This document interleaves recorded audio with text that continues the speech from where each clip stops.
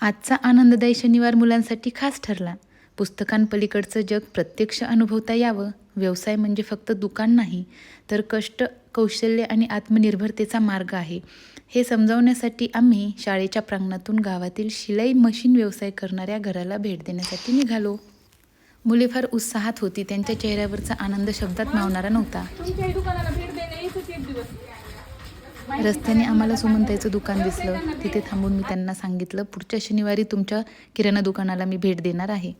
नीता वहिनीचं घर रस्त्यातच होतं. मी त्यांना सुद्धा माझ्यासोबत घेतलं.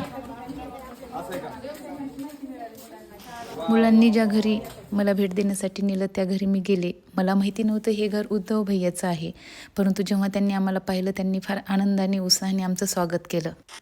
मुले भरभर त्यांच्या घरामध्ये गेले आणि आपापल्या जागेवर जाऊन बसले. त्यानंतर त्यांनी त्यांना खूप छान असं मार्गदर्शन केलं. जिद्द मनात ठेवायची है का नाही. उगाच उठलं की आले शाळेतून दिले दप्तर टाकून केलं पुन्हा सोडून आमची द्यायचं. मुलं तर आमची मुलंच आहेत.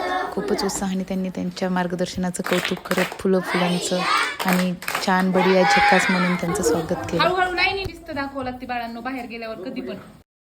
उद्धव भाऊच्या घरामध्ये त्यांच्या पत्नी, मुलगी आणि आई यांनी सर्वांना चहाचा पाहुणचार केला आणि त्यांचा निरोप घेऊन आमचे बालगोपाळ निघाले परतीच्या रस्त्याकडे. विषय असा झाला की मी या गावामध्ये नवीन आहे. मुलांच्या सांगण्यावरून मी उद्धव भाऊंच्या घरी गेले खरी, परंतु तिथे गेल्यावर कळालं की वहिनी फक्त घरगुतीच ब्लाऊज शिवतात. त्यानंतर मग आम्ही शेजारी असणाऱ्या व्यावसायिकांना भेट देण्यासाठी निघालोत. असो, काहीही असलं तरी अचानकपणे अनावधानाने का होईना, परंतु उद्धव भाऊंच्या घरी पाहुणचाराचा योग आला. त्यांच्या पाहुणचाराबद्दल धन्यवाद.